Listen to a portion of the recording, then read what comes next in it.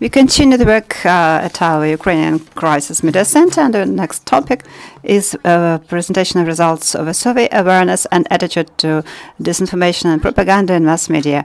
Our guests are Yevhen Fedchenko, Senior Editor at StopFake, Ruslan Deynychenko, Executive Director, StopFake, and Daria Orlova, Deputy Director for Research, Mohyla School of Journalism. Please take the floor. Good morning, dear friends. On behalf of the StopFake team, I am very happy to welcome you at the presentation of the results of this research that were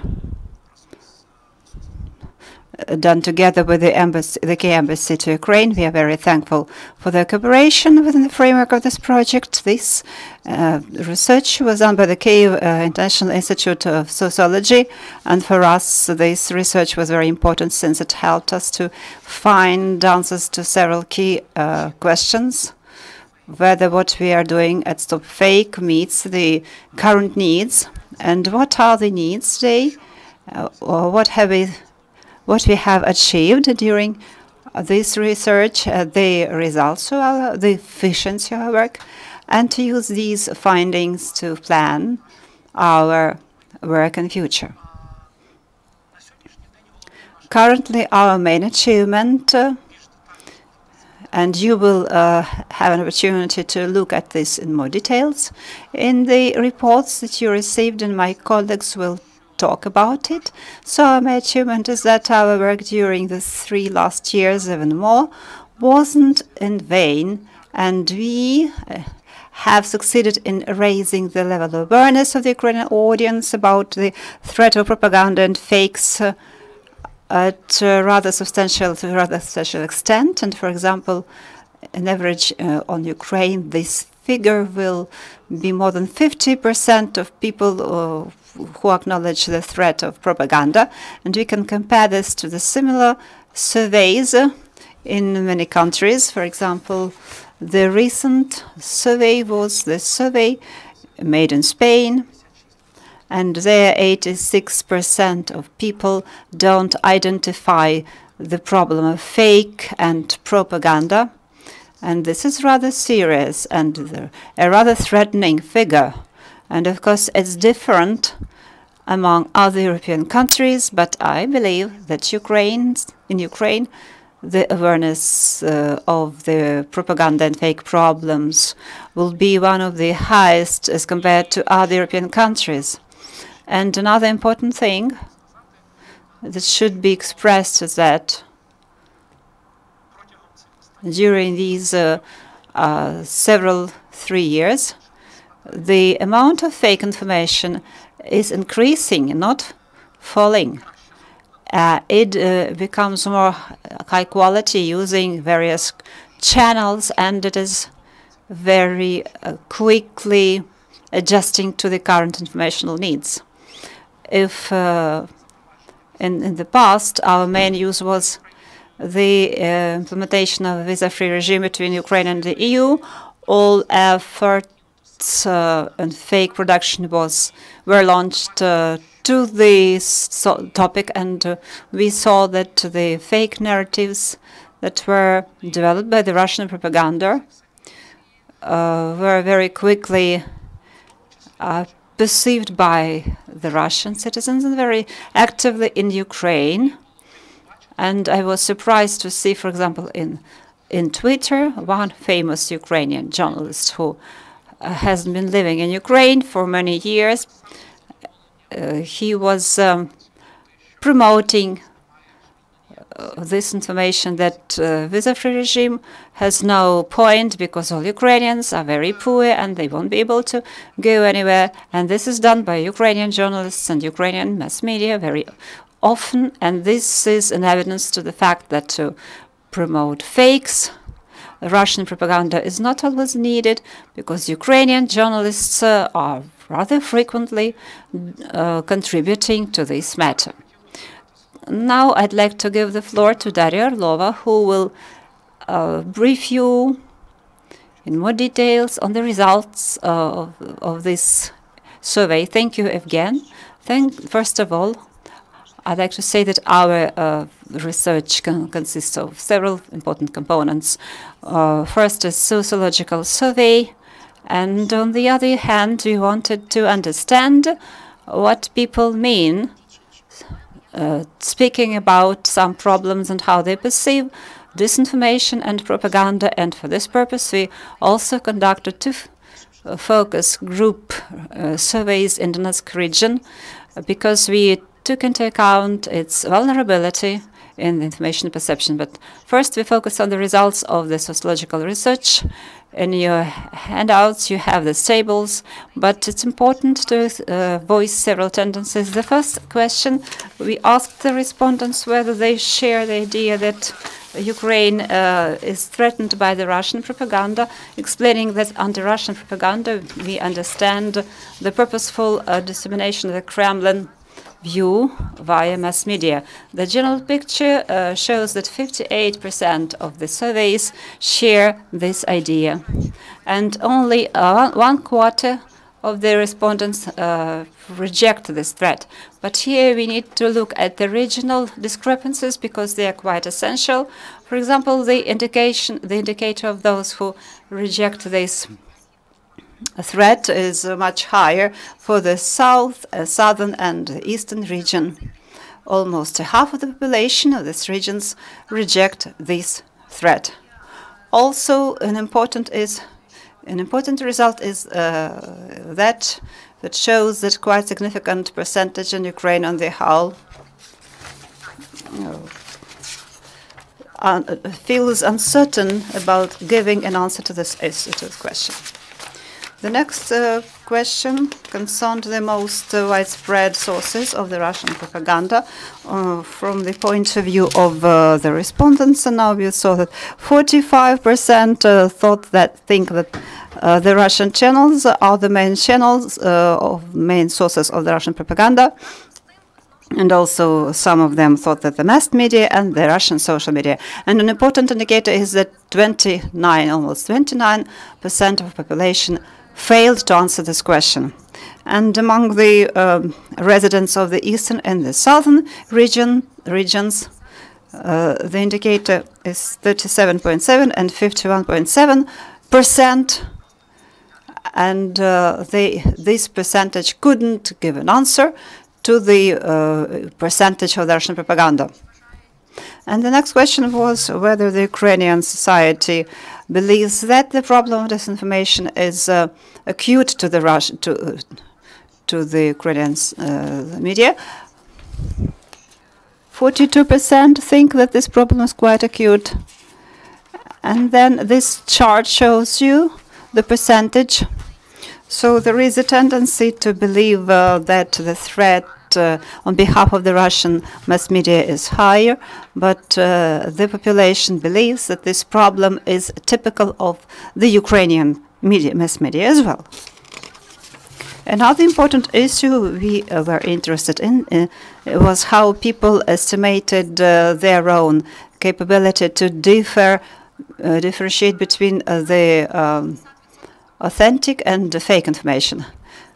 It's interesting that 60% believes that they are able to differentiate this information, and the indicators are quite diverse among the regions, and the distribution is quite homogeneous, though we see a reverse tendency as well, that more uncertain test of their capability was demonstrated by the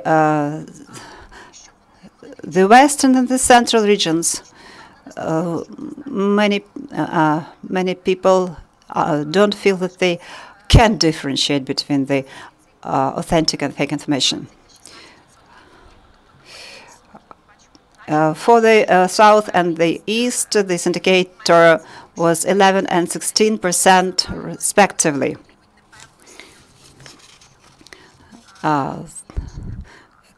Quite a high level of uncertainty as to from what sources propaganda comes. Another question was whether respondents noticed the cases of untruthful information during the last week. We have 41 and 42.1 of those who didn't notice and 39% of those who noticed.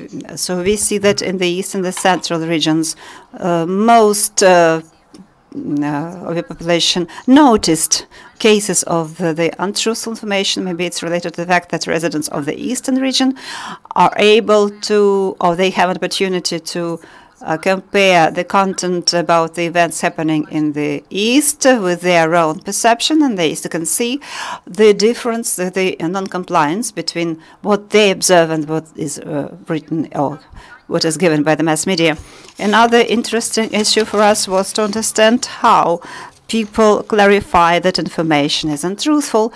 The respondents were suggested several variants of answer.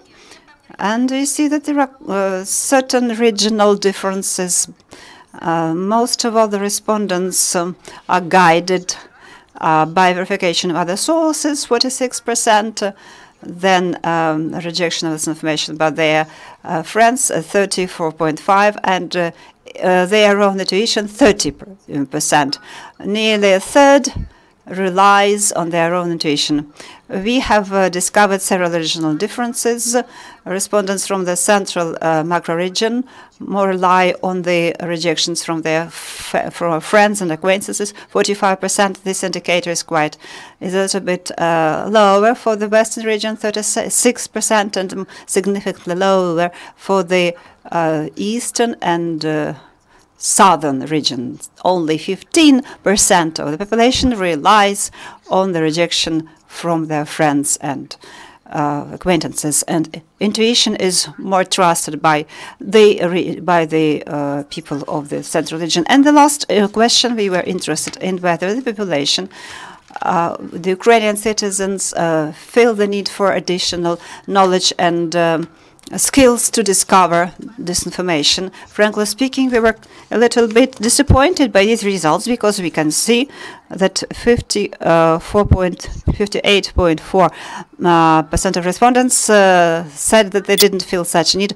and only a need, about 30% feel this need. It's also not bad. In the answer to this question, we saw considerable regional differences, discrepancies. From this chart, you see that if in the West the percentage of these people accounts for nearly 45%, then the East accounts for 18%. Those who hesitated to give an answer, this tendency is preserved among all the regions homogeneously, but this tendency is quite substantial. And then we will focus on team surveys, focus group surveys, and these implications will give us an opportunity to understand these positions. Could you give us a comment? I'll add only several words about the StopFake project that focused its efforts, first of all, on informing people about the existing threat, and secondly, to tell the people about what they can do personally to become less vulnerable, less affected by the Russian propaganda specifically. And in this respect, we are doing quite a lot of things. Apart from the rejection of the fakes and searches of the fake and the Russian and the Ukrainian mass media, we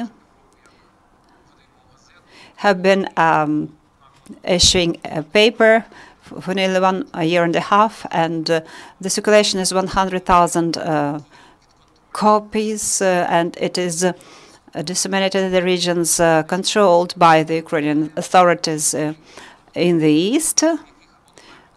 But those regions that are not covered by the Ukrainian regions or have restricted access to the Ukrainian mass media are covered by this paper. And the second trend is audio broadcasting. Every day we produce radio and television programs.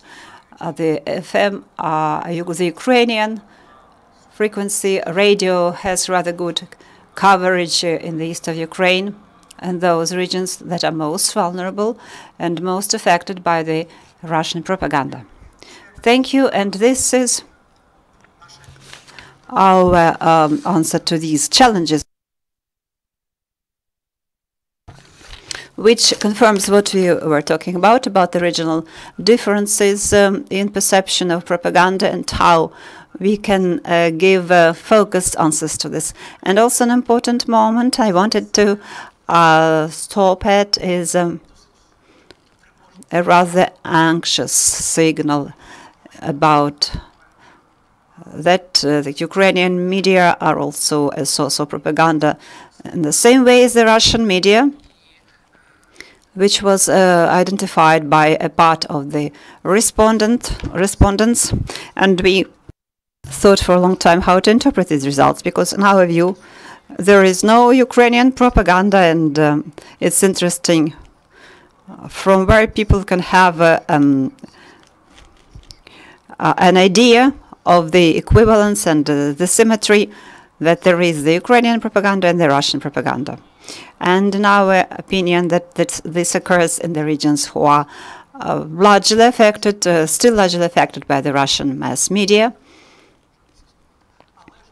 But you understand that there is also Ukrainian propaganda, and this is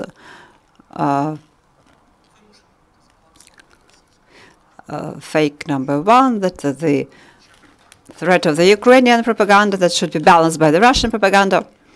And this fake comes from the Russian media.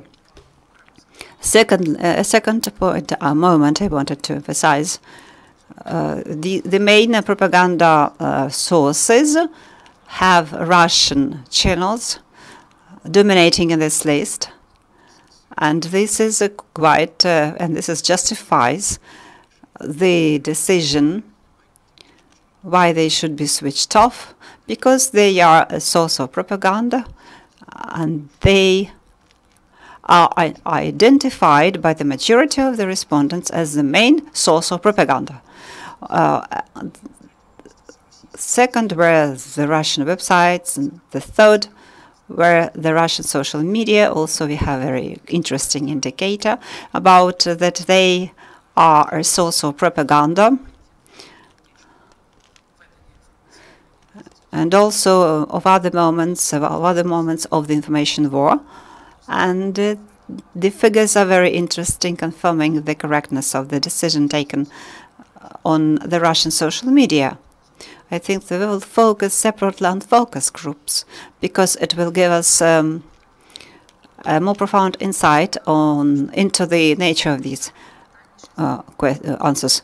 The handouts have more detailed material on focus groups, but we would like to talk about the most important emphasis containing Yevgen's thesis that especially the eastern and the southern regions are inclined to look at the Ukrainian mass media as the source of propaganda. And we would like to understand why they have such ideas.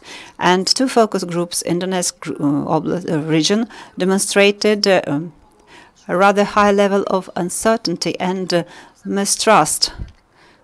By default, people have a very cautious attitude toward any information, as was confirmed by the participants of the focus group.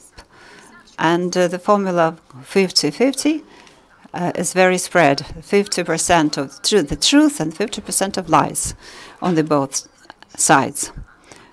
50% of the respondents said that they didn't watch Russian channels, but after the events of 2014, the interest to the news content increased greatly, and they try to compare and to analyze, and they say that the both sides tell lies. But we can say that the attitude to the Russian-Ukrainian mass media is quite homogeneous everywhere.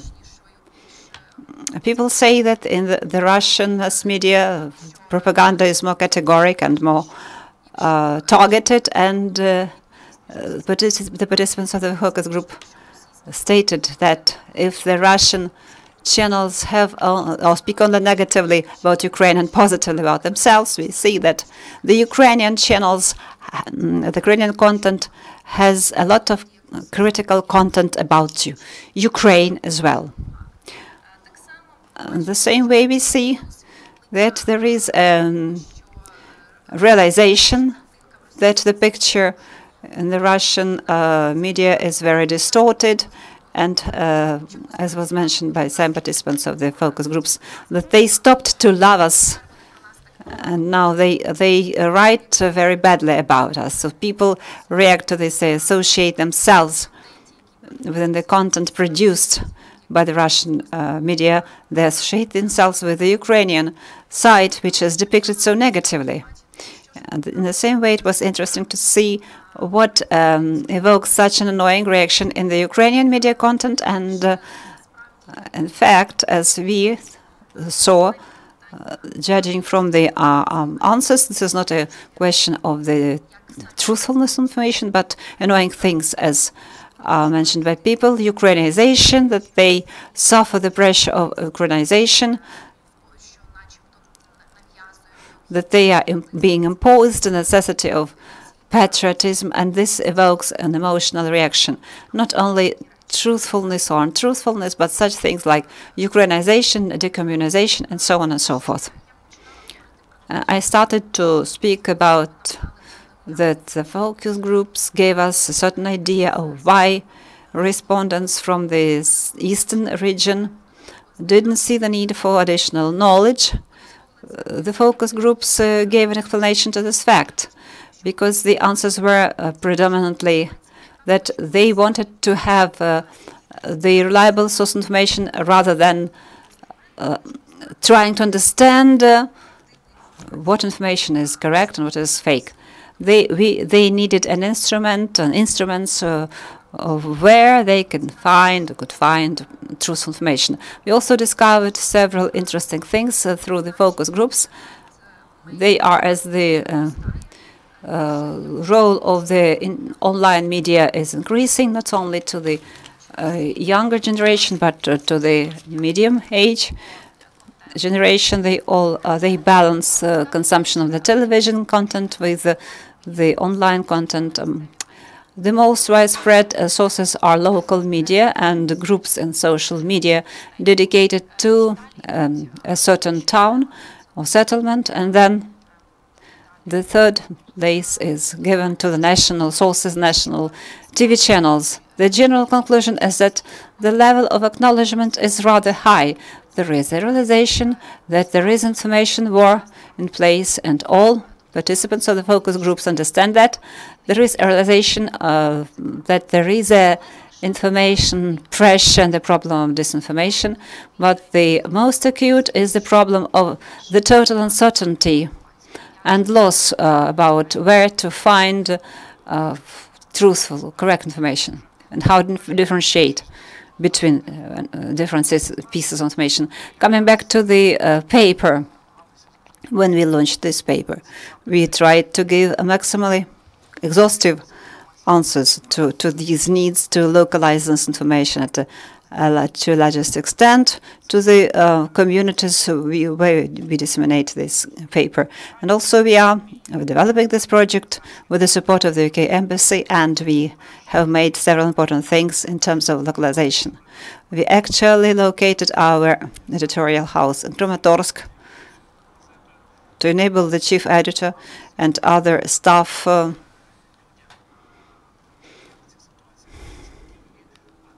not to tell people how the situation is seen from Kyiv, but to depict the situation from inside and to select materials that could be most interesting to the local community. And we have made a very unusual thing about it. And in general, this issue is quite unusual. We were moving from the digital version to the paper version, unlike the majority of the editorial houses. The paper should meet the needs of everyone who understands this information, who is not accustomed to read information online. And also we combined two important things in it. The first is local news, those that are most interesting to the people, to the residents of the Donetsk and Lugansk regions, who get this paper there. And we concluded a partnership with media organizations who produce the news. For example, Radio Svoboda, Donbass Realities. We use their materials, and we also take very many local materials produced, including by non-government organizations located in Donbass. And the second part of this issue is everything dedicated to the literacy. We understand how fakes work, how they can be differentiated from the truthful information, and also fakes generated by the Russian propaganda, and what are the problems of media consumption, and what kind of problems are related to the Ukrainian media, and how to differentiate the untruthful information in the Ukrainian mass media. And we understand and we clarify things who are problematic and coming from the Ukrainian mass media. That is not a propaganda, but the Ukrainian mass media also have very many problems that deserve to be voiced and clarified, and to make our audience more literate in the perception of the mass media. The main purpose of this project is to raise the level of the media literacy. We were very interested in looking at these things, so we decided to organize two focus groups to talk to the consumers of this information.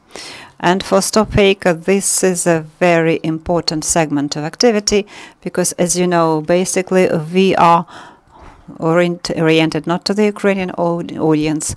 We also work for the international audience. But this project and the project Radio News and TV News helped us to get much more access to the Ukrainian audience, including the audience located directly in the ATO zone. As to the problems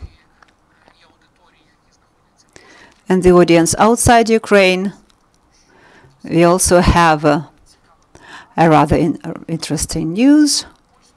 We are opening a Polish service shortly, which we will produce together with Polish journalists, the Union of the Polish Journalists.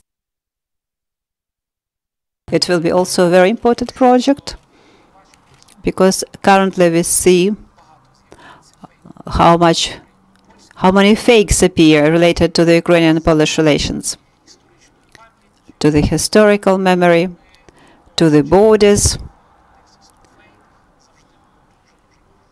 Though, for example, at the StopFake context, there were very many fakes relating to Ukraine and Poland. And we decided to establish a Polish service to give focused answers to challenges. So I will be brief. For me, it is really pleasant to see in this research that it shows that in Ukrainian society there is a request for objective information. People want to have mass media that they can trust, not just to verify and check them and get information from their relatives or friends.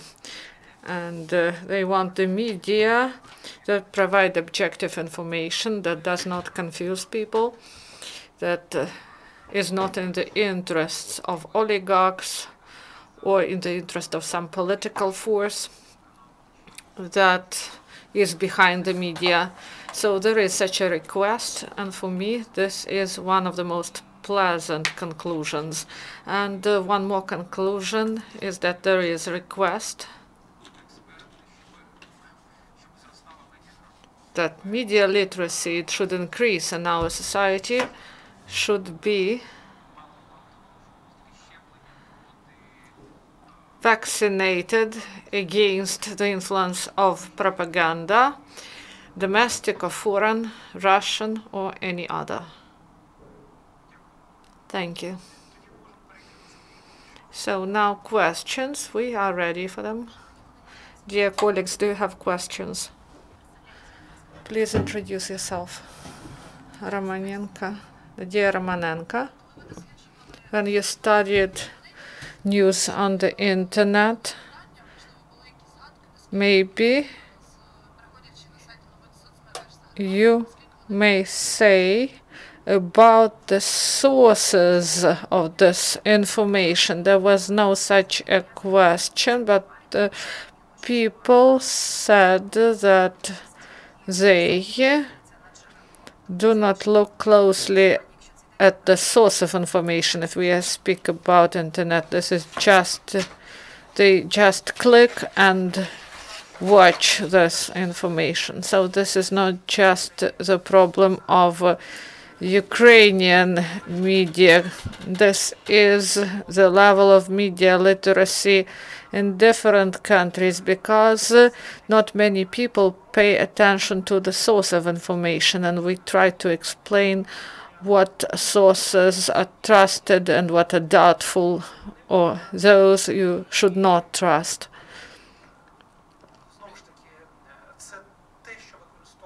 So this is what is used by propaganda to some extent, because among the fakes we differentiate. Manipulation of the sources is one of the main, and the fakes are made in such a way that sometimes you just cannot establish the source of this information, because there is cross-reference and you cannot find out from where this information came from. So what was the original source? So we are specialists, and it is difficult for us to identify this, and people, common people, for them it is really difficult to establish these sources. So it is done on purpose that the people cannot find the sources, and some cases are really difficult, and in some case, in one click, you can verify information, but the problem is that this one click is not done by the audience, because this is quick consumption of information, and the majority of people just consume the headlines, and the majority of people, they disseminate information through social media even without looking at the information, only using headlines or pictures. And this is the pattern of information consumption today. And we should do something about it, because it creates endless opportunities for manipulations. One more sentence I would like to add. So in our friend line on Facebook and Twitter, we may see that even journalists and educated people, they post information that just from sites that were newly created with questionable reputation, so people do not make any effort to read this information. They just saw the headlines and they shared, that's all. And then all your friends read this, and it looks like you support this information or promote this information. And they start to share this opinion because they think that this is your opinion, and the people who have authority in media community, they should be examples. They should not just repost and disseminate these fakes and information that is provided by sites that disseminate propaganda or put their comments on this. So going back to sources, I would like to make an announcement. The next stage of our research that we deal with is the analysis of all fake news that are gathered on StopFake site, and we try to analyze what organizations and sites took part in dissemination of disinformation. And Natalia also is in this project, and we will be able to present the list of the media outlets that disseminate this fake information, and in this way this will be the list of the sources you cannot trust, because they are not just they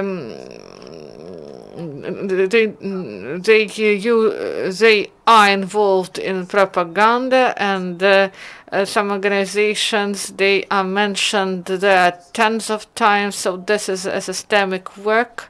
And also the topics of these fakes, all these takes are produced in relation to some events in real life, and there is no just coincidence. It is done on purpose. So, do you have other questions? Please ask. Ganna Chembara, Ukrainian Week news outlet. Could you mention several organizations that are top in this? So, StopFake works with mainstream Russian organizations. These are TV channels, independent of type of ownership. In the Russian context, there is no difference. They are all under control of the state. And also information outlets, TASS, RIA. We also follow RT and Sputnik, and Zvezda, NTV, Russia, ORT. All of them, they are the leaders. They play an important role in the dissemination. So we will have a detailed table, and then we will have the figures and the correlations among Ukrainian news outlets. So even if Ukrainian media are stop fake surveillance, so this is not so often as Russian media, and this can be some reprinted materials from Russian media. And not because they take part in this propaganda. These they just support this opinion. The editor reads this news, for example, and he reposts it, or do not pay attention where this information comes from, because there can be many cross references, and he doesn't understand that this information was provided to Ukrainian media narrative from Russia. And maybe he supports this opinion and he starts to disseminate it. And one example of information about Ukrainian and Polish media, there was dissemination about beating of some girl, and many media disseminated this news, and they believe that this could happen because they believe that things are in such a bad state there.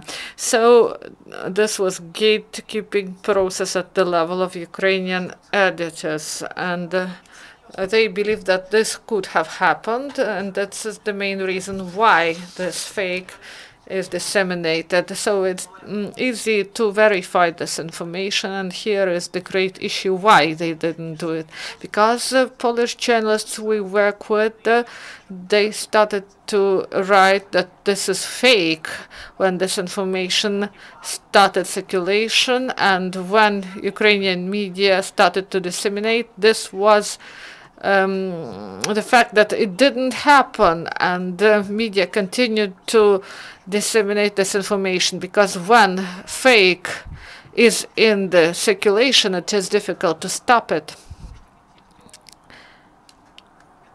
Those who are responsible for publication, they do not follow other media, or they do not know information in the social media. So some media reject this fake and others continue to disseminate, not because they are some part of propaganda machine, but because the their work is built in such a way. So my personal opinion, in my personal rating, Zvezda TV channel site of the Ministry of Defense, this is the producer of the most absurd fakes. Russian federal mass media and information agencies, they are more careful now. Some time ago, I was asked about top 10 fakes of last year, and you cannot now remember some scandalous fakes. There are no crucified boys or slaves. There are such stories, but they are rare because media managers in Russia, they understood by these stories, they harmed their reputation and they learned lessons from this. So they now shift it to some shows, some experts, and they do not disseminate it through their media outlets through news.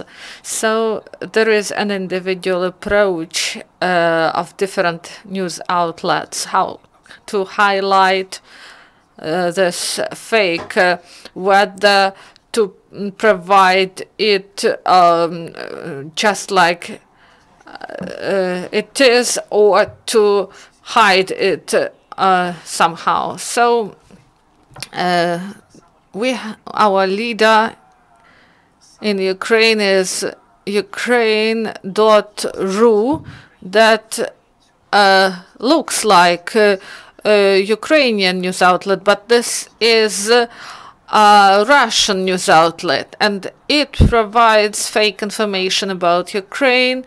And site strana.ua site, they provide the same things that are in Ukraine.com site, and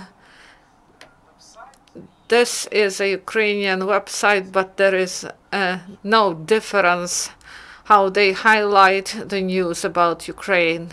Thank you. Do you have other questions? Please introduce yourself first. Dmitro Patichin, thank you very much for this research. This is really interesting. And maybe in a focus group, what was the reaction of people when they understood that they spread some fake news, and what they do? What do they do next? And how this understanding and spreading of fakes forced them to better understand that they should use sources properly. Do they provide rejection of this fake code? What is done by them? So there was no such question in focus group, but from the answers to other questions, we can make conclusion that people feel victims of this information machine. There is no such a feeling of personal responsibility because there is understanding that I am a small person, I'm limited in my capabilities of consuming this information. Then there is bombardment of some biased information, and this is not, there is no proactive position that they can filter information properly, and they can really disseminate fair information in the environment. So I would like to add about Ukrainian media, when if they disseminated some fake information, and so we have the list of this media outlet, and when one TV channel was mentioned there, they said, we are not propagandists, this is just a mistake, just remove this information about us from this list. So there is such a moment, unpleasant moment, and we have never had such a response from Russian media outlet when they were caught disseminating fakes. No one said that this is false information, that we are not correct, or we didn't check information properly. We never had any feedback. But once I had a personal meeting with the chief editor of Zvezda TV channel in the framework of our communication and OSCE, and he printed all our rejections of all the materials, and he showed these materials, and he said that we collected a dossier on them, and it was presented as this stepping on the freedom of speech, and they believe that they are defense news outlet. That's why they can be some sort of a secret. So someone collects and archive and systematize this information, and all these moments are well prepared, and it creates additional moment of discomfort, but no more. And about personal impressions, when I see that someone reposts some information that is not true and that was rejected by our site, first I tell to this person, look, you are disseminating fakes, please read the article that reject this and say that this is not correct. And people usually reply that I just put this announcement, it wasn't me, and I have no obligation to verify.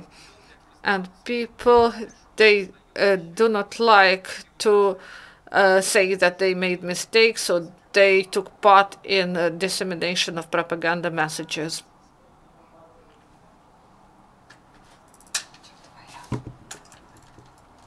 Irina Malasheva, Ukraine initiative of improving public support. So the first is, it is mentioned here that you could collect so you collected less than 9 questionnaires per settlement. You said that this is so you should address this question to Kiev International Institute of Sociology. This is a representative survey. Why 2 towns from Donetsk region? Why not from Lugansk Oblast? Are they less vulnerable? This was the issue for discussion, and we also communicated with the institute, and there are no critical differences between Lugansk and Donetsk Oblast, and they decided that one focus group was represented by people of middle and elderly age, and another group of young people. So we believe that this is the main criteria, not the differences between Lugansk and Donetsk Oblast.